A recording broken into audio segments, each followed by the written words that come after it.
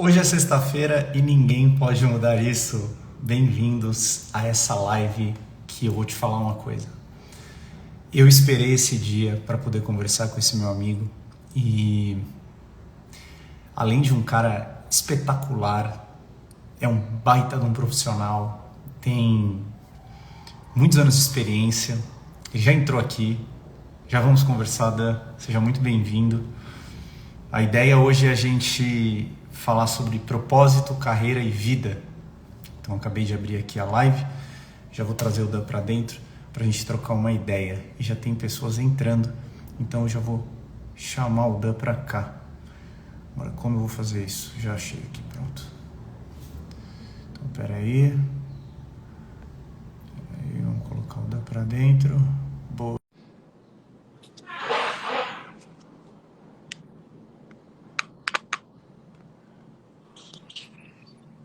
Que Opa, honra, tô hein? dentro. Que honra. Que é isso? Toda minha. Sextou, né? Nossa, com alegria, né? Que massa. Deixa eu ajeitar aqui para eu aparecer bem na foto. Boa. Muito E bom. aí, Vamos que vamos. como você tá? Hoje é sexta-feira e ninguém pode mudar isso, e que bom, né?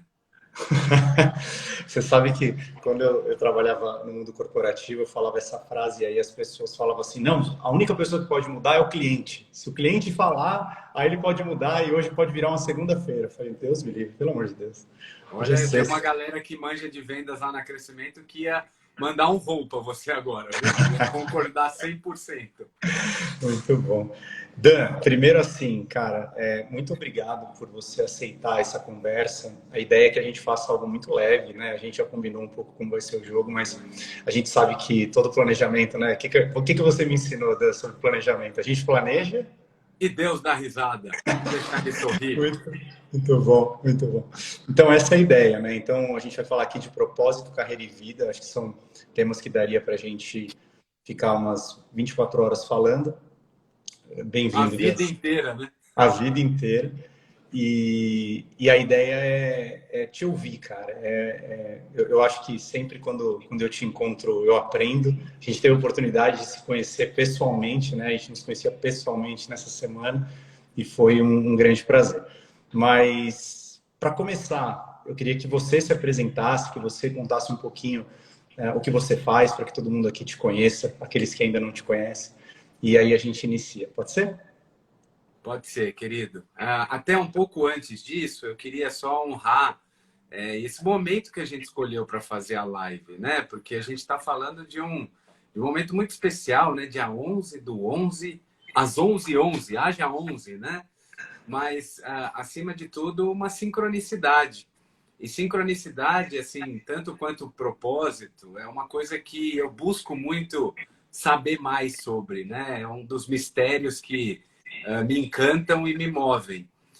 Então, eu queria dizer que é uma honra estar aqui com essa sincronicidade. E normalmente, quando eu me vejo diante de uma sincronicidade, eu busco significado para isso, sabe? Qual é o significado disso estar convergindo de uma forma tão intensa, né? E o significado que eu queria colocar agora aqui para mim mesmo, porque significado não é algo que tem certo nem errado, né, Estênio? É aquilo que você dá para aquilo que você está buscando. E para mim o significado é que essa nossa conexão é muito especial, que o fato da gente estar aqui quer dizer que é para a gente estar aqui e para a gente estar juntos mais vezes. Então eu também te agradeço por ter feito o convite. Para mim é uma honra estar aqui com você, depois de ter te abraçado essa semana pela primeira vez. Boa. Então vamos lá. Você pediu para eu me apresentar, né? Bom, meu nome é Danilo Porto. Acho que a coisa mais incrível que eu sou, sem dúvida, é pai da Helena. E eu vivo no mundo da lua, né? Costumo dizer bastante isso, né? No mundo da Luana, que é a minha esposa. Sem dúvida, essas são as duas coisas mais incríveis que eu sou. Talvez possa interessar o que eu estou também, né? Eu estou hoje sócio diretor na Crescimento, que é algo que me orgulha bastante, que eu diria que combina carreira, vida e propósito para mim, intimamente.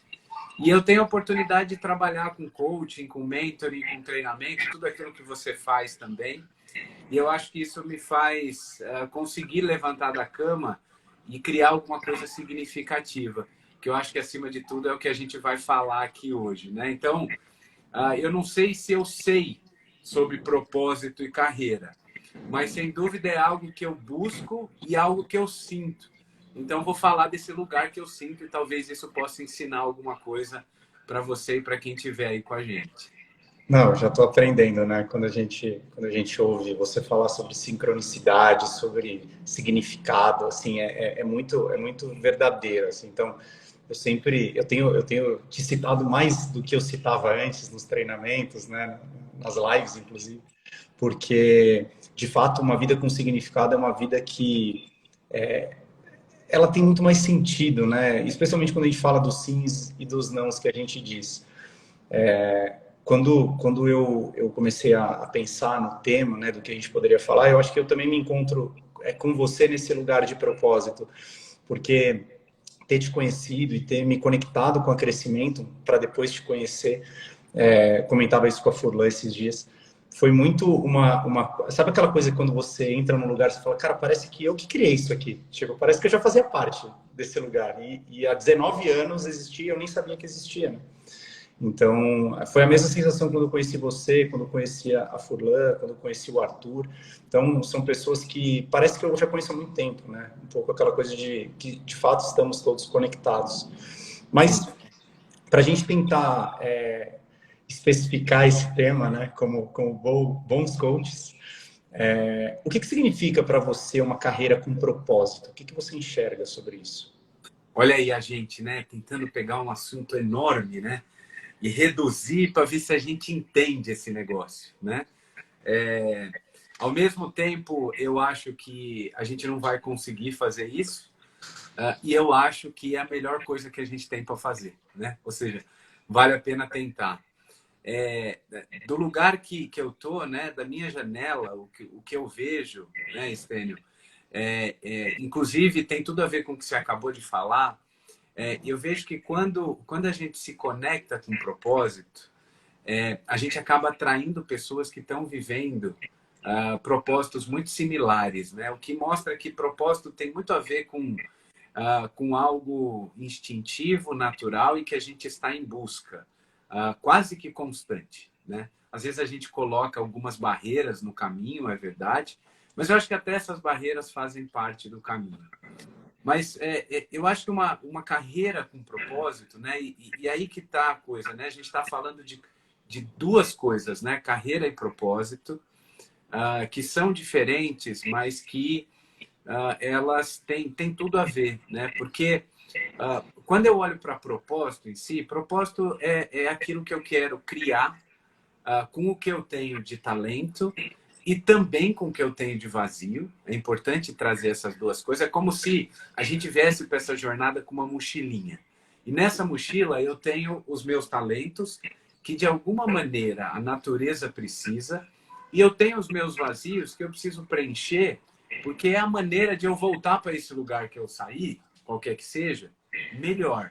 Então, eu ofereci alguma coisa e eu recebi alguma coisa, né? Então, quando eu sinto que eu estou com um propósito, tem muito a ver com colocar em prática esses talentos e tem a ver com preencher um pouco esse vazio.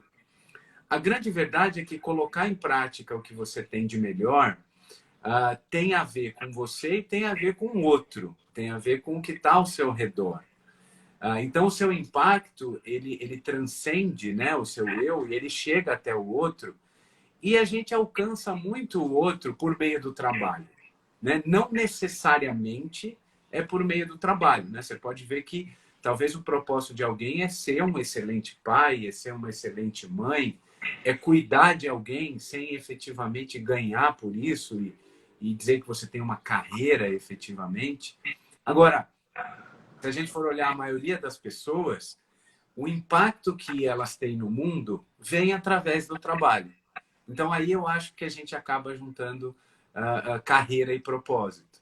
Então, uma carreira com significado é uma carreira que eu posso colocar aquilo que eu sou bom em prática, eu posso fazer a diferença na vida do outro, e ao fazer essa diferença, eu estou num contexto onde eu também preencho os meus vazios, né? Ou seja, eu olho para aquilo que eu não sou tão bom, para aquilo que me incomoda um pouco, eu tenho um pouquinho daquilo na minha carreira também, e eu vou integrando isso para que eu possa ser um pouquinho mais inteiro no fim do dia, né? Então, você vê, eu falei aqui que eu não sei o que é propósito, que eu estou em busca, mas o que eu consegui juntar até agora foi isso. Fez sentido para você?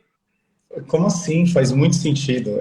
E é louco porque uma vez um tio da minha esposa, a Mari, falou uma coisa para mim muito interessante. Assim, você falou de vazio, me chamou muita atenção. Né? Ele falou assim: nós seres humanos parece que a gente fica tentando preencher o vazio do infinito com coisas finitas. E talvez, quando você fala dos talentos, do vazio e do outro, né, que eu acho que essa tríade que pode compor, talvez, esse propósito com carreira, eu não sei, me parece que talvez por nós passarmos 8, 9, 10 horas dentro de um lugar, ou porque a gente quer, ou porque a gente precisa, a gente acaba depositando uma expectativa nas nossas carreiras, nos nossos trabalhos, nas coisas, de algo que transcende o trabalho, né? A gente pode viver o nosso propósito no trabalho e não o trabalho ser o nosso propósito, né? Assim, a nossa carreira. Então. E aí, pensando nisso, até colocando a minha própria jornada, eu queria que você compartilhasse um pouco da sua, que eu conheço um pouco, onde que essas coisas se encontram, assim, porque em que momento, e até porque você treina muitas pessoas, conhece muita gente, estuda muito sobre os temas, né, de desenvolvimento pessoal e de carreira, de mundo corporativo, em que momento essas duas coisas se encontram, né? O propósito, e aqui eu estou falando de vida como uma coisa mais ampla, mas o propósito e a carreira, onde é que eles se encontram, assim, por que que de repente, ou, né, em algum momento as pessoas falam, cara, isso aqui precisa ter precisa caminhar junto, né? A carreira precisa ter um sentido, não dá para ser só mais o trabalho por trabalho. Difícil precisar o quando, né? Porque eu acho que isso tem muito uma dinâmica individual de cada um, né? Mas quando a gente observa a maioria das pessoas, né, a gente vê que a nossa jornada de desenvolvimento, né, ela é uma jornada onde a gente vai se apropriando um pouco mais desses talentos e desses vazios, né? E parece isso muito uma providência a gente fazer isso, né? Porque a gente entra num contexto de uma família, de uma escola e de um trabalho que a gente não escolheu, né? A gente é colocado naquele contexto. E esse contexto vai trazendo para a gente um pouco de luz sobre o que dá certo e o que não dá certo. E aí os meus talentos vão se mostrando, né? Você pode até perguntar, Dama, da onde vêm esses talentos, né? Vem da sua ancestralidade, vem da sua biologia, um pouco o meio está ali também construindo, mas a verdade é que é só por meio das experiências, né, Stênio, que a gente consegue comprovar o que é o meu talento, o que dá certo, o que não dá certo, o que eu contribuo e o que eu não contribuo. E às vezes eu estou em contextos que eu não tenho muita chance de fazer isso, porque eu caí naquele contexto por uma aleatoriedade ou talvez por uma providência, mas que acho que não vale a pena a gente ir para esse lugar. Mas a grande verdade é que esse senso de urgência, né, em relação a colocar alguma coisa que está viva dentro de mim em prática, vai amadurecendo ao longo do tempo. Por isso que a gente fala da crise existencial, né, que vem ali mais ou menos por volta dos 30, 40 anos, né? Que inclusive Jung fala que é a fase da individuação, né? Ou seja, eu me torno indivíduo porque eu vim me adaptando a um contexto até lá uns 24 anos de idade, que é quando a minha personalidade se forma. Aí eu me conheço um pouco mais. Aí é a hora de eu falar, poxa, será que eu combino com esse contexto, né? Será que eu quero continuar sendo o que as pessoas acham que eu devo ser? E aí é que tem o grande momento da transição. Pode ser que a resposta seja, olha, eu acho que é o meu contexto e eu tenho que ser o que as pessoas acham que eu tenho que ser. Aí eu continuo me adequando, eu continuo me adaptando e, quem sabe, até me mutilando um pouco, porque eu deixo aquilo que é essência de lado e vou ser o que eu acho que o contexto quer que eu seja. E eu vejo muita gente fazendo isso. ou você começa a dar mais vazão para o que é seu, a ser mais autêntico, a colocar isso em prática. Então, a minha história é muito essa. Você falou para contar a minha história, né?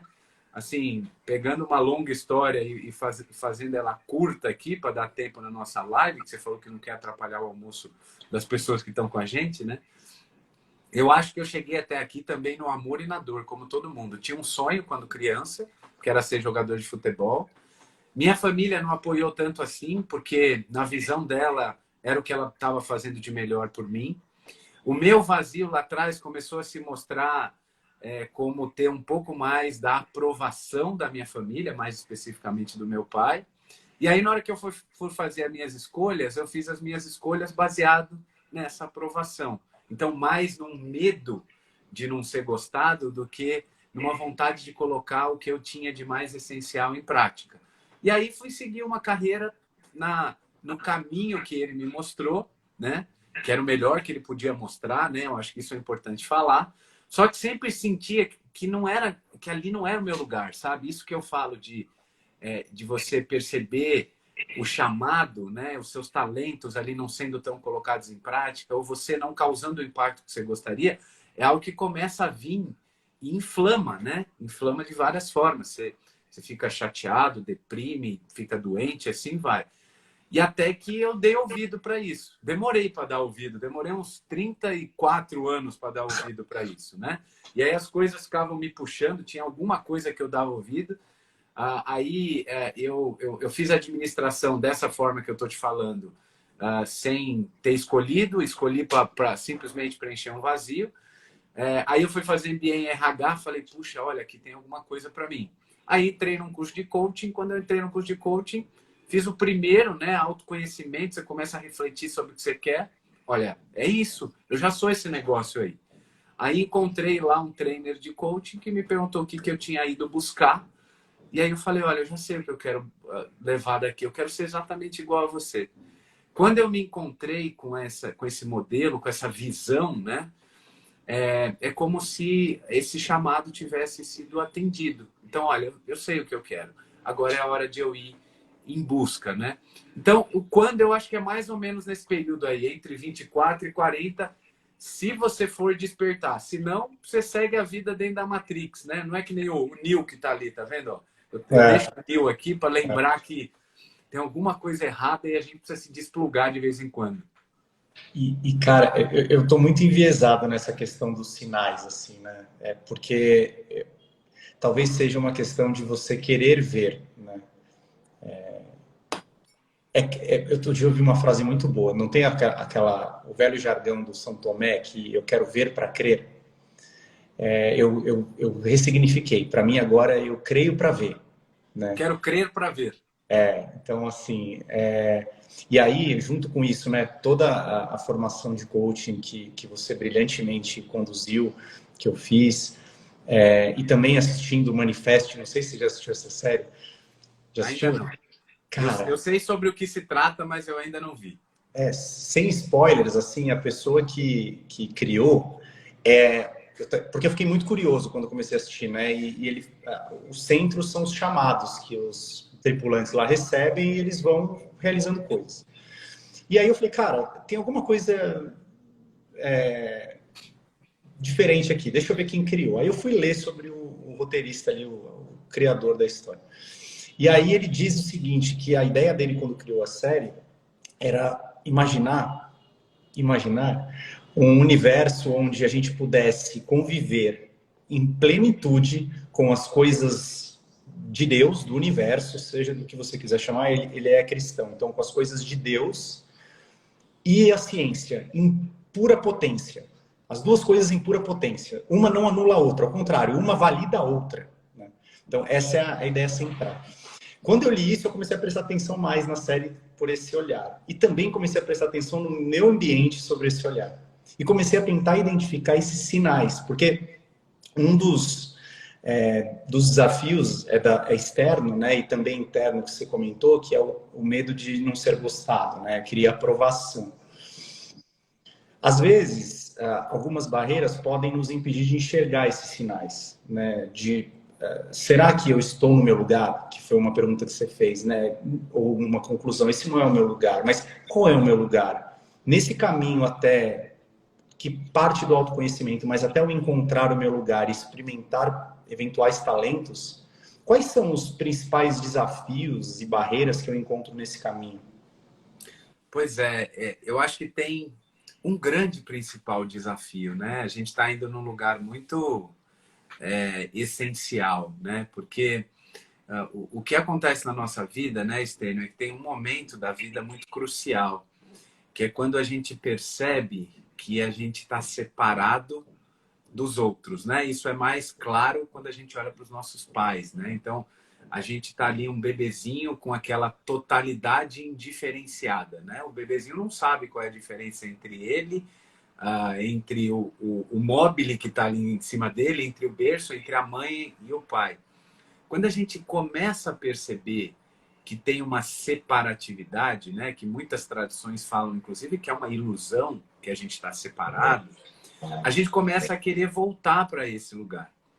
E voltar para esse lugar, a gente usa algumas estratégias. Então, tem gente que usa estratégias mais ligadas a fazer coisas, outros a ser perfeccionista, outros a esconder, a trazer o prazer para aliviar a dor e procrastinar, coisa que você entende bastante.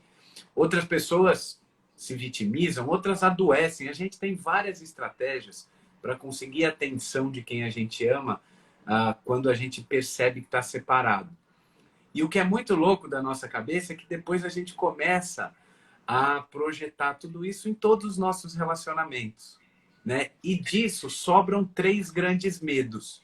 Não só o medo de não ser gostado, mas também o medo de não ter o suficiente e o medo de não ser importante.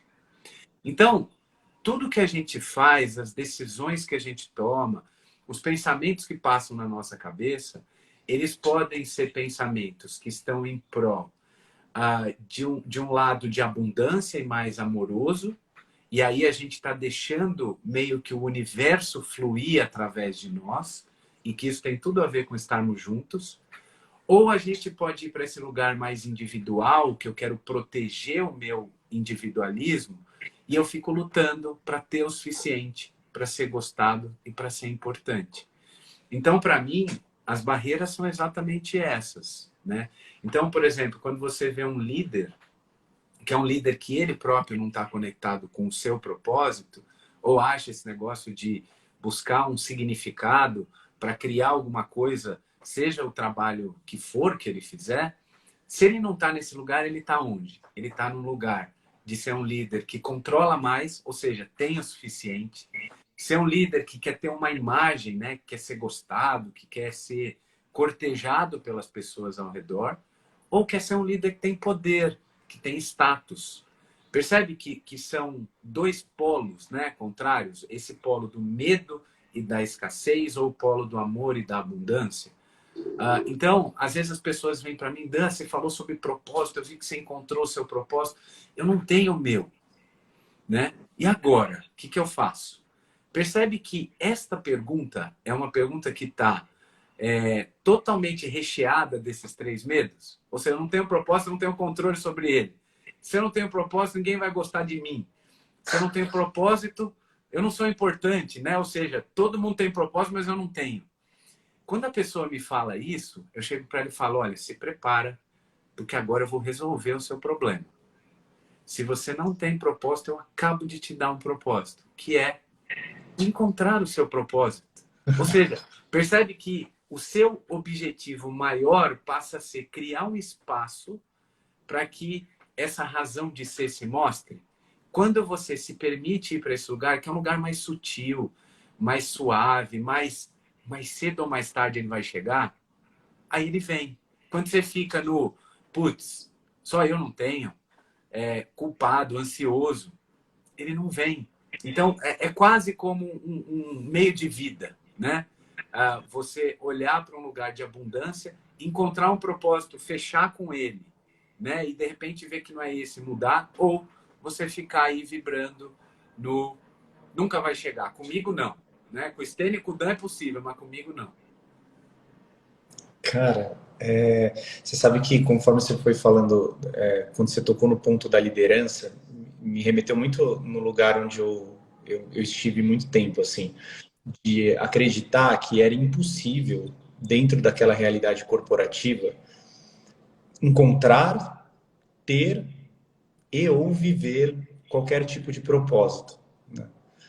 E talvez hoje uma das maiores objeções que as pessoas que se conectam comigo do mundo corporativo têm, além da questão de não tenho tempo, é de falar, cara, é impossível a gente ter um propósito no mundo corporativo.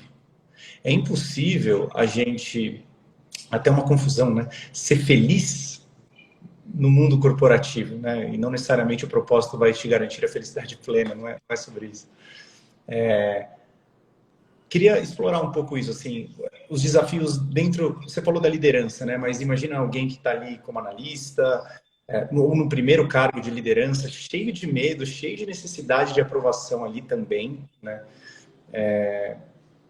O que que o ambiente, nesse caso, ele proporciona ou deixa de ajudar nessa busca e encontro do propósito dos seres humanos? Um ambiente, principalmente numa questão tão subjetiva como essa, né, Estênio? Ele não representa nada. O que representa são as pessoas que compõem esse ambiente, né? Então, se você tem um líder ou uma líder que não acha importante encontrar um porquê nas coisas que faz, primeiro um porquê na coisa maior da organização, né? Então, ou seja, se eu criei um propósito para a organização só para dizer que tem, porque eu estou vendo que por aí está todo mundo, o Simon Sinek está falando lá, comece pelo porquê, a Apple começou pelo porquê, deu certo, a gente tem que ter um porquê, porque a Apple tem, porque o Simon Sinek disse.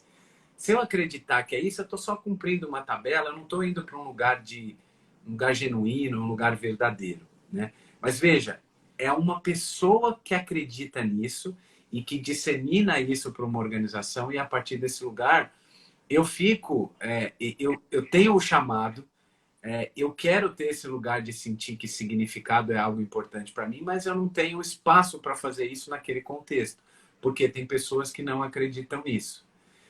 E aí você pode até falar, Dan, mas por que valeria a pena a gente olhar para propósito numa organização? Eu diria por duas grandes razões. A primeira é porque a gente está doente. A segunda é porque a gente está infeliz. E a gente nunca teve tão doente e tão infeliz no trabalho, né, Sten? Ou pelo menos a gente nunca percebeu tanto como a gente está percebendo agora. Mas a grande verdade é que, assim, nós, nesse contexto atual, a gente está olhando para significado, para o que vem da alma, muito mais do que antes, né? É um negócio interessante da gente ver, porque a gente acha que as coisas estão piorando, mas na minha visão elas estão melhorando, e eu encontrei até um fato num livro que prova que as coisas estão melhorando, né? Tem um livro que o nome dele é Factfulness, né? Ele fala da importância de você tomar decisões e chegar a conclusões baseadas em fatos. Tem um fato que eu achei incrível. Ele mostra que no ano de 1966, na década de 60, a pobreza no mundo tinha 55% das pessoas estavam abaixo da linha de pobreza, estavam no que é considerado miséria, né? Ou seja, viviam com menos de $1 por dia. 55%. Em 2006, 50 anos depois, 6% das pessoas estavam nessa mesma linha de miséria. O que quer dizer que, como a gente deixou de estar lutando pela sobrevivência, a gente está mais preocupado em buscar significado. Isso não quer dizer que piorou, quer dizer que melhorou, só que era uma coisa que a gente não se preocupava antes, que agora a gente está se preocupando. Então, ontem eu estava num treinamento, por exemplo, falando sobre a grande renúncia e tal, e aí eu estava falando para um executivo que as pessoas, na pandemia, olharam para a carreira de uma maneira diferente, né? Com mais senso de urgência. Porque, poxa, pode ser que amanhã eu não esteja mais aqui, deixa eu garantir que o que eu estou fazendo hoje tenha significado, né? Que eu vá deixar alguma coisa que eu me orgulhe. E aí ele disse, pois é, né, Dan? A gente não tinha muito isso. O meu pai não queria nem saber disso. A gente, né? Ele é um alto executivo, 50 e poucos anos. Para mim isso não é tão importante, mas para a galera que está vindo agora, Isso é o mais importante, exatamente porque a gente evoluiu. Percebe que é a evolução que trouxe um olhar sobre o que é mais importante? Então, se eu na organização não parar para olhar para isso de uma maneira muito sincera, muito consistente, né? Uma palavra que você gosta muito de usar, e ir para esse lugar de que talvez propósito não seja uma coisa líquida e certa, mas que a gente está construindo, está moldando e está criando espaço para ele surgir, a gente não vai deixar de estar doente, porque agora a doença está nesse lugar, né? E a gente vai ficar infeliz, porque a felicidade também está nesse lugar, né? Então, acho que são as pessoas, né, que às vezes não creem, né? Crença é tudo, né?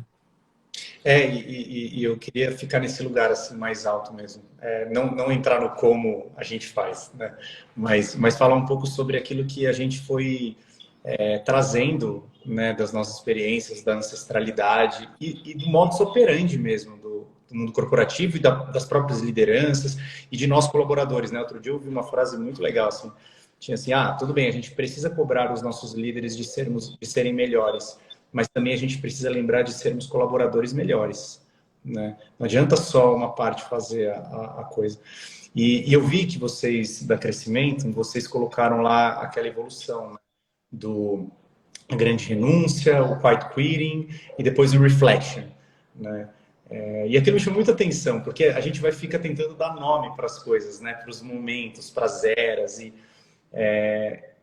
Me conta um pouco sobre esse novo momento pós-quiet quitting, porque de fato era um movimento que já existia há muito tempo e agora a gente percebe que existe.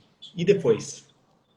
Pois eu tenho falado bastante sobre isso e assim, acho que toda tendência tem o seu exagero, mas tem aquilo que vale a pena a gente extrair da tendência, né? Da grande renúncia é o senso de urgência para a carreira, olhando o que é que eu quero deixar e também o como eu quero trabalhar, né? O como foi a gente simplesmente desconstruiu o como trabalhar, né?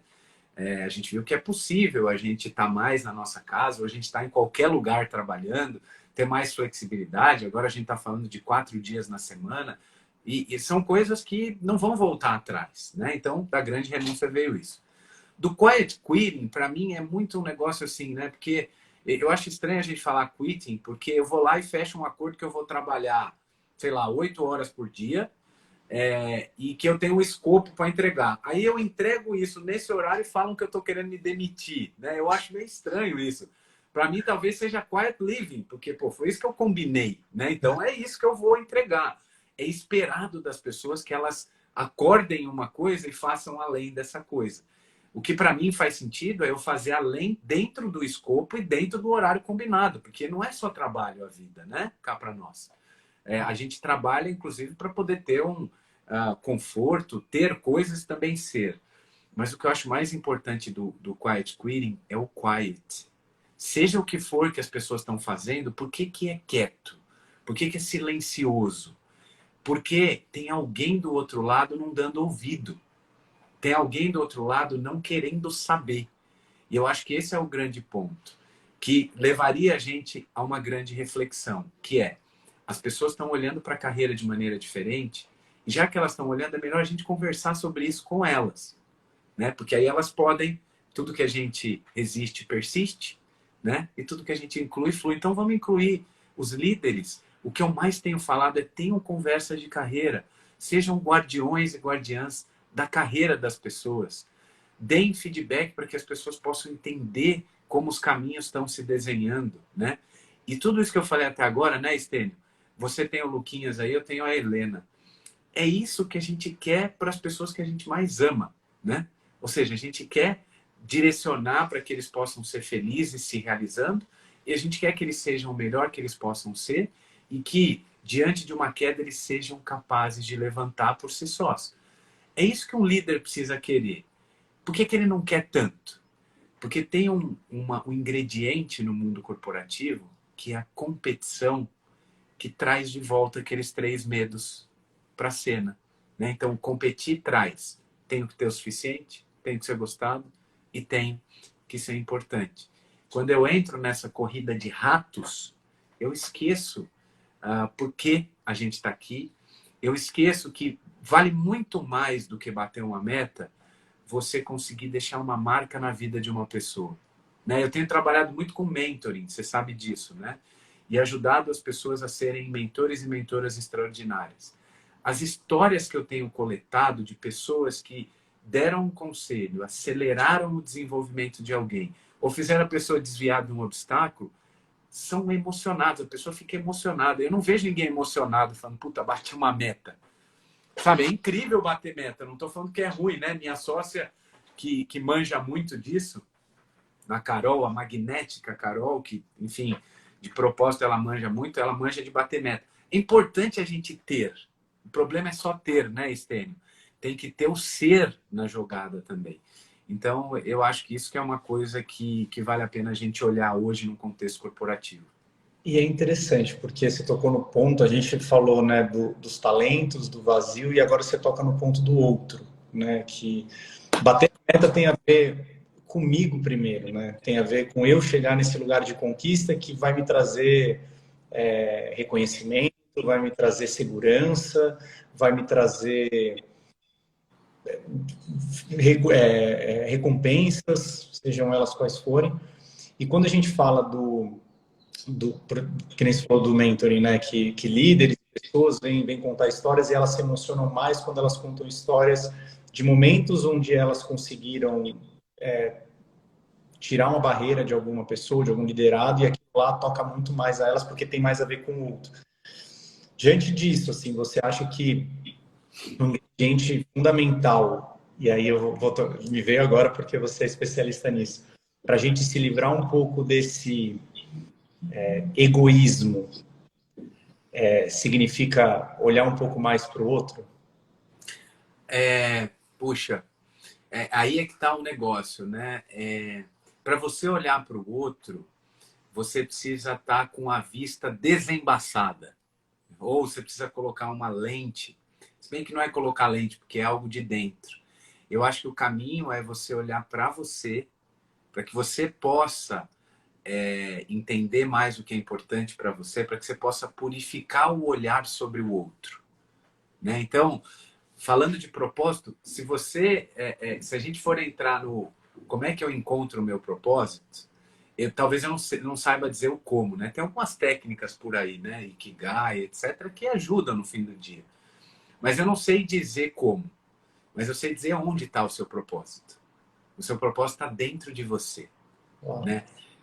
E é interessante porque quando a gente fala de vocação, né? Propósito e carreira joga um pouco para esse lugar da vocação, né? Vocação é uma voz que você tem, que é uma voz interna. O grande problema, Estênio, é que a gente não para ouvir a nossa voz interna. É engraçado, eu vou te fazer um convite, eu não sei se você já fez isso, mas a gente que faz muito treinamento, às vezes a gente está dando treinamento, as pessoas gostam daquilo que a gente fala, né? Ou às vezes do que alguém fala na turma, né? Então, às vezes eu vou ver as anotações das pessoas, eu vejo lá coisa que eu falei e vejo coisa que outras pessoas falaram. Mas é raro você ver alguém anotar alguma coisa que a pessoa falou no grupo. Ou que, de repente, ela se falou durante o que ela estava vivendo lá no grupo. A gente não ouve o que a gente mesmo fala, né? E a gente, às vezes, não sei nem se é a gente, né? Essa força maior que nos criou. Por isso, eu acho que o caminho mesmo é esse caminho de a gente parar para criar momentos para que a gente se encontre com a gente mesmo.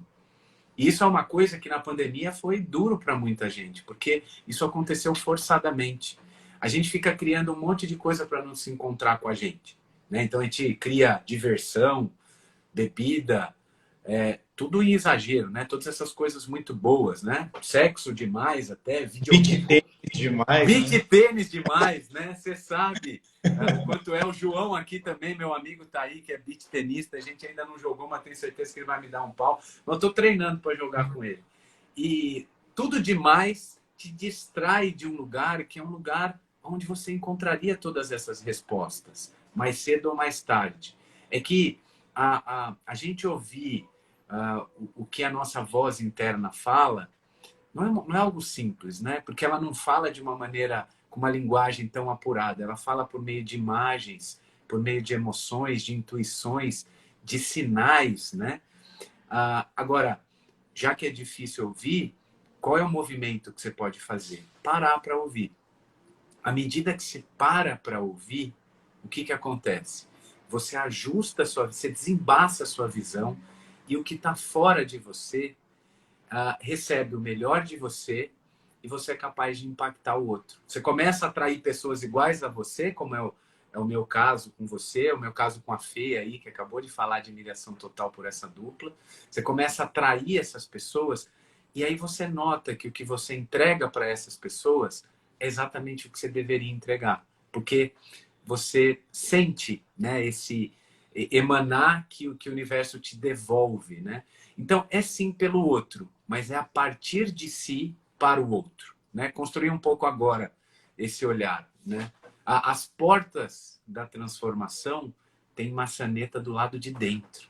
E a gente está o tempo inteiro se transformando. A gente abre essa porta e aí a gente é capaz de encontrar o outro e impactar o outro. Foi meio filosófico isso aqui, né? Mas Maravilhoso. Mas era essa a intenção, né? Na verdade, sempre foi essa. A gente fica tentando colocar bullet points e pautas para poder caber dentro do tempo. Mas no final era para ser filosófico mesmo. Quando você trouxe a frase, né, do que você resiste, persiste, do que você inclui, flui, eu até mandei o áudio para você no dia que ele falou. Eu tenho falado muito nas aulas, viu, sobre Não, ele. Fala para ele que eu tenho falado dele. Eu falei na certificação, né? eu tô treinando ele para que ele também seja um treinador. Ou o que ele quiser ser, né? Mas seria incrível. Adoraria dar um treinamento com ele. E aí ele falou assim, ele ficou olhando, né? Eu não tive oportunidade de mostrar a cara, mas ele ficou olhando assim, ele falou assim, interessante, né? Eu falei, cara, é profundo, não é, filho? 7 anos, né? Ele, e ainda rima. Muito bom. Eu tenho falado muito isso, cara. Fala para ele que ele está sendo citado também. Boa. Eu vou mostrar a live para ele essa hora que a gente vai falando dele. Agora está na escola. E pegando nesse ponto, assim, tem a ver com a fluidez, né? Com o natural. Aquela coisa... E aí, olhando para minha trajetória mesmo, né? Você sabe que, até fazendo uma confissão aqui, eu tinha muitas dúvidas em relação ao que seguir, né? Depois que eu faço a transição e encontro esse lugar de treinar e estar com as pessoas e tal, eu tinha muita dúvida, assim, porque esse lugar de produtividade para mim sempre foi um lugar óbvio, porque minha família é muito assim, organizada e planeja, otimiza, então isso sempre foi um hábito, eu aprendi isso muito cedo. E eu sou muito conectado ao mundo corporativo nessa coisa de carreira, de liderança. Então, eu sempre percorro esses dois lugares e tudo bem. Para mim, eu fico muito tranquilo com isso. Mas eu sentia que a produtividade era o meu tema, sabe? Era aquela coisa que eu respiro, transpiro e multiplico, assim. É o lugar onde eu me sinto fluido. E no primeiro dia da certificação, quando você falou para mim assim... Você vê o poder da sugestão, né? Dentro da PNL. Você virou e falou assim, você é a pessoa mais essencialista que eu conheço. Eu me reconheci nesse lugar, né? Tipo, eu saí daquele dia falando assim, por que será que alguém me percebe como alguém essencialista? Eu já tinha lido o Essencialismo 4 vezes, porque eu acredito mesmo naquilo. E queria, tipo, desbravar todos os caminhos de uma vida essencialista. Eu comecei a ter consciência, a trazer para a consciência o que era inconsciente das minhas atitudes. E eu comecei a me reconhecer, né, que é o passo da vulnerabilidade, né, que o Fabossi traz tão bem, assim, né, o passo de se conhecer no autoconhecimento e na vulnerabilidade você se reconhecer. Eu comecei a me reconhecer nesse processo e eu me empoderei desse negócio, por uma frase que você disse.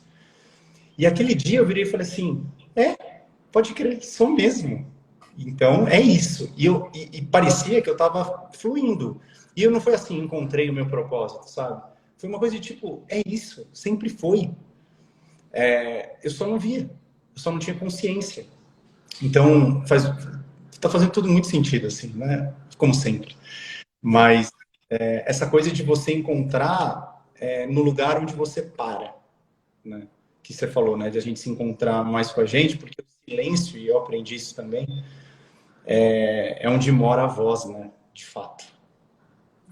Não, sem dúvida. Cada vez mais eu acredito nisso, né? Porque para você deixar a sua vida falar com você, o seu propósito falar com você, você precisa fazer silêncio. E eu acho que a gente busca muito evidências para as coisas, né? Para que a gente tenha convicção.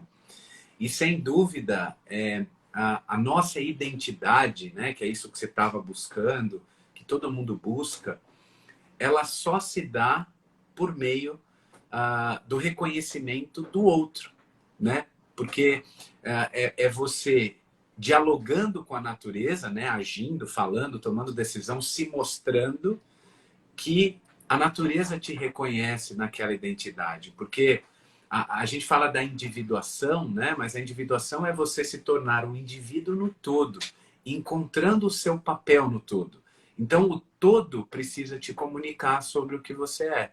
Então, ali para mim fica claro, porque eu estou, né, totalmente dissociado de você, né, por mais conectado que nós somos, mas o meu olhar estava dissociado, então falei, é exatamente isso. Se tem um reconhecimento anterior a esse, também veio no que você falou, que é, eu sentia que eu era. Né? Então, tem coisas que a gente faz que a nossa alma, que é onde está a energia, né? A alma está no campo energético, não está nessa realidade 3D limitada que a gente tem. Quando você faz uma coisa e sente uma energia que parece uma energia inesgotável, seu corpo pode estar cansado, até você sente um pouco a sua mente cansada, mas tem uma energia ali naquilo que você está fazendo que você sente que você é capaz de fazer aquilo o tempo inteiro, né? Lembrei até do Capitão América agora, né? Ele tomando porrada, ele fala, sou capaz de... Porque é isso, né? Ele é um cara que resiste a tudo que é possível, né? E a Capitã Carter tem a mesma forma, o mesmo olhar que ele. Então, é esse lugar da gente se reconhecer. E aí você falou uma coisa interessante quando você estava falando sobre o Luquinhas, que eu queria comentar sobre os nossos pais, né? Porque as pessoas me perguntam muito também, Dan, qual que é o nosso papel, né? Enquanto pais, para ajudar os nossos filhos a se conectarem com o propósito, né? Eu acho que tem uma frase de Jung que é muito válida aqui, que é: a pior influência para uma criança é a vida não vivida dos pais, né?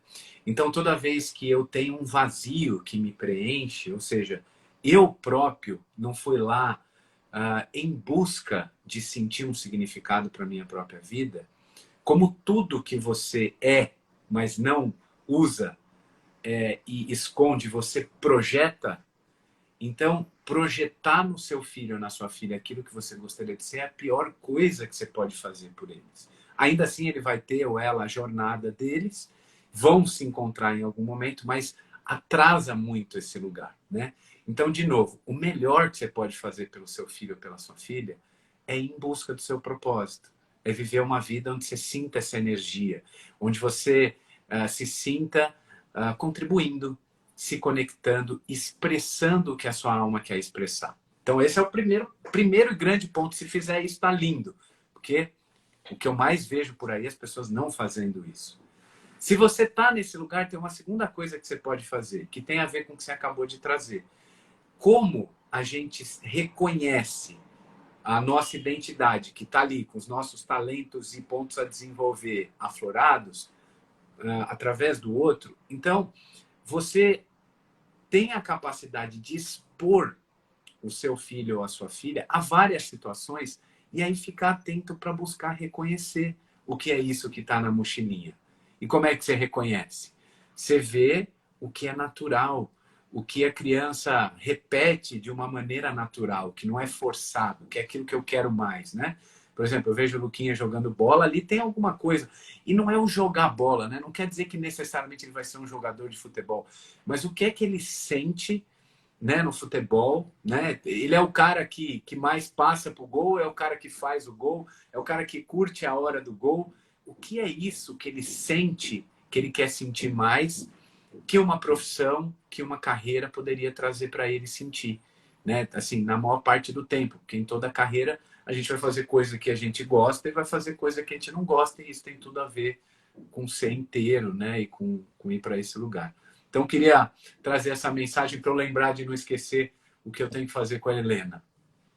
Fantástico. E você sabe que, sem querer alongar essa história, até por conta do tempo, mas o Luquinhas não gostava de jogar futebol. E eu sabia, eu descobri por que ele não gostava. Eu amo futebol, né? Você sabe. como bons corintianos, a gente É ama futebol. nóis. Então, eu sempre joguei bola, eu sempre... E aí, desde criança, eu incentivava ele a jogar. Só que sabe o que eu fazia? Eu jogava com ele, e eu pegava a bola, ficava driblando ele, eu falava, vai, agora toca, não sei o quê. Eu ficava querendo que ele jogasse, tipo, muito bem, né? E eu queria que ele fosse. Depois, a minha transição de carreira passa muito por esse lugar de cuidar dele, sabe? De fazer a minha parte no processo de parceria, eu e minha esposa, né? Eu tenho a minha parte e ela tem a parte dela. E eu comecei a perceber mais o que fazia sentido para ele, sabe? Então eu parei de tentar interferir e deixei ele ir. E ele começou a jogar e se interessar não pelo futebol, ele começou a se interessar por estar mais com os amigos dele, sabe? Esse lugar de diversão, de dar risada, ele adora fazer piada, faz naturalmente, faz trocadilho naturalmente, como pode, assim, naturalmente entre aspas, né? Porque eu faço muito, então ele acaba meio que repetindo. Mas hoje, até minha esposa estava falando que ontem levou ele no futebol e ele quase não pegou na bola ontem. E aí ela perguntou para ele: "E aí, filho, se divertiu?" Ele: "Nossa, foi demais." Não é o futebol, né? É outra coisa, é bem o que você trouxe, assim, é estar com as pessoas, ele poder se sentir bem, não tem a ver com esse reconhecimento de fazer mais gols ou dar mais passes. No caso dele, tem a ver com estar ali, né, se divertindo, num lugar de sensações mesmo. Até a pesquisa que ele fez de projeto lá na escola, ele me vira, até falei para a Gabi, ele me vira e fala assim: "Filho, você vai fazer um projeto de quê?" Ele: "Sentimentos." Falei: "Não, você tá de brincadeira, como assim?" Falei: "Gabi, meu filho vai fazer um projeto de sentimentos." Ela: "Ai, meu Deus, eu quero ver." Falei: "Vou colocar ele para fazer emoções em jogo com você." Uau. Então, é muito. Eu vesti a carapuça de também tomar cuidado, sabe? Mas é tão gostoso de ver seu filho e sua filha fluindo. E me massageia um pouco o ego de ver que ele está indo para um lugar de alegria, assim, sabe? Num lugar de pessoas, num lugar de amor, num lugar de compaixão. Ah, tô arrepiado, Dan, juro. Que conversa boa, cara. Que coisas que você está me suscitando, assim, a pensar de novo, né? É. Então, assim, primeiro eu quero te agradecer muito de novo pelo seu tempo. Eu sei o quanto sua vida é agitada e tem um monte de coisa super importante. O seu papel dentro da crescimento. Te agradecer pela sua acolhida em relação a mim, em relação a tudo que eu já pedi para você, e pode ter certeza que eu vou pedir mais. Eu acho que 2023 vai ser um ano incrível para nós. E, e eu queria que você deixasse aí mensagens finais, aí não só para pais, mas especialmente para as pessoas que estão dentro do mundo corporativo aí, né? O que você diria nesse caminho de propósito, carreira e vida para quem está hoje enfrentando desafios, pressão por resultados, de mudanças constantes, desafios que a gente nem sabe quais serão, mas o que você diria para essas pessoas? Qual é o primeiro passo? Olha, eu acho que se eu puder dar uma grande dica para as pessoas, né, é que elas criem espaço para poder viver o dia de hoje, porque é no dia de hoje que a gente faz as melhores escolhas, né? A gente quer encontrar um propósito, porque ao encontrar um propósito, a gente consegue ter mais convicção sobre as nossas escolhas, né? E o lugar, seja um lugar de que você já está conectado com o propósito, você está indo em busca, o lugar de viver ou de encontrar é o aqui e agora, né? Então, se tem uma coisa que revolucionou a minha vida, né, nos últimos anos, foi a prática da meditação. Que esse é o meu exercício de ficar conectado no aqui e agora e de receber as mensagens que vêm de um lugar superior, de um eu maior, né? Seja para viver o propósito que eu estou vivendo agora, seja para fazer algum ajuste na rota do propósito, porque o propósito também é meio igual ao horizonte, né, Estênio? Você está olhando ali, de repente, a hora que você chega, ele ainda tem aquela cor, mas ele está um pouco diferente. Então você vai moldando, né? Como tudo na vida se transforma, por que o propósito seria alguma coisa estática? Então, criar momentos para que você possa estar em silêncio, para ouvir essa voz que vem de dentro, e aí ajustar as escolhas que você faz no dia a dia. Acho que isso vale, sem dúvida, para um líder, né, em relação ao que ele quer criar no time. Isso vale para um pai, para uma mãe, vale para um ser humano, né, como um todo.